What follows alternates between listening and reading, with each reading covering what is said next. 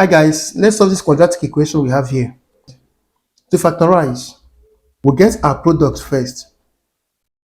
Product. Your product is your constant here. If you have a coefficient here, use it and multiply this one. But since we don't have it, take only one as your product. Then the next thing we'll get is the sum. The sum is the coefficient you have here. The sign will be inclusive. So I'll have minus 2.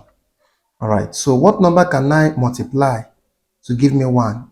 If I add the same two numbers, I will have minus 2. That is minus 1 times minus 1. Minus 1 times minus 1 will give me 1. Then if I add minus 1 plus minus 1, I will also have negative 2. So the numbers I'm looking for is negative 1 and negative 1. So we'll remove this minus 2 and put negative 1. So I will have x squared minus x plus 1 equal to 0. Look at this. Minus x plus minus x will give me minus 2x. Then we factorize by grouping. X is common. I'll bring 1 outside. Then I'll have x inside. Since x here has come outside, I will have 1 remaining. Then this is minus. Nothing will come out here, or we bring out 1. Okay? If I bring out negative 1, this x becomes positive, but this one will become negative because minus times minus will give me back my plus equal to 0. Then we'll have x minus 1. This x and this minus 1 here will come in one bracket.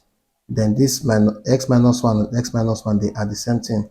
So I will have x minus 1. We are taking 1 equal to 0. Then we'll equate x minus 1 is equal to 0. That is this bracket.